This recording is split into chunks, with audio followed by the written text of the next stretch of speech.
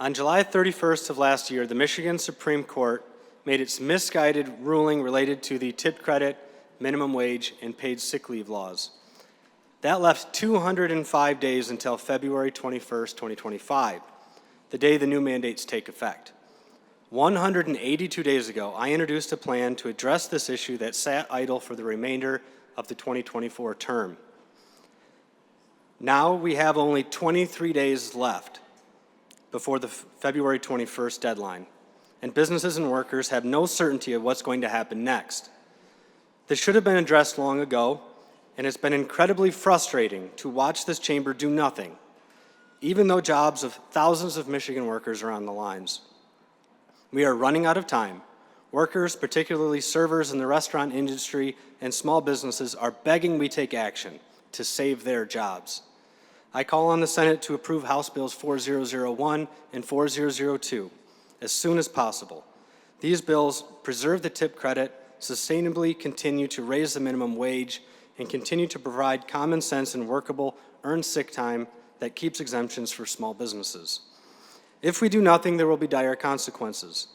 A survey from the Michigan Restaurant and Lodging Association related to the loss of the tip credit estimates 1 in 5 full-service restaurants will close. Between 40 and 60,000 jobs could be lost. And if a restaurant survives, they would expect to raise costs by 25%.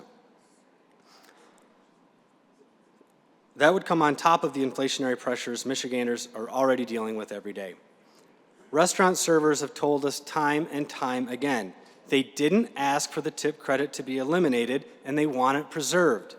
They do better financially with the tip credit than they would expect to do without it.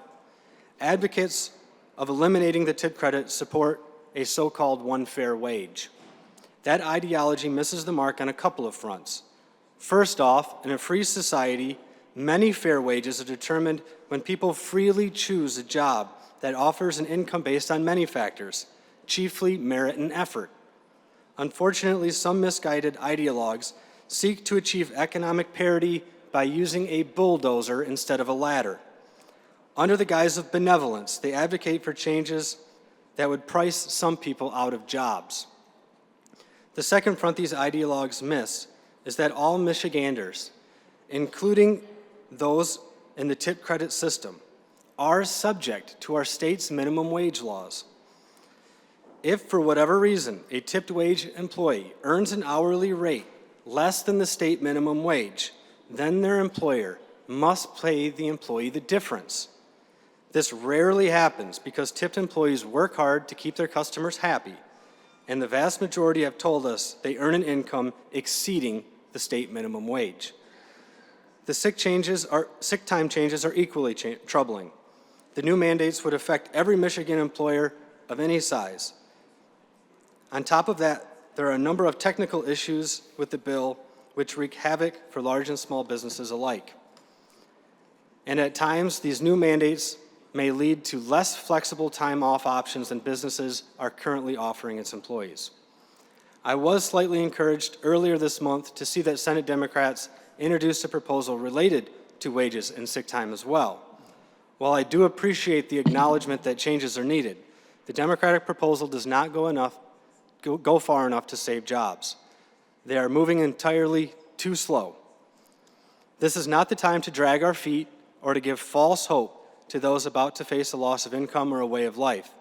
This is not the time to barter and use the livelihoods of Michigan workers as a bargaining chip to advance some other progressive agenda. This is the time to do the right thing and fix a problem before it fully manifests. Time is running out.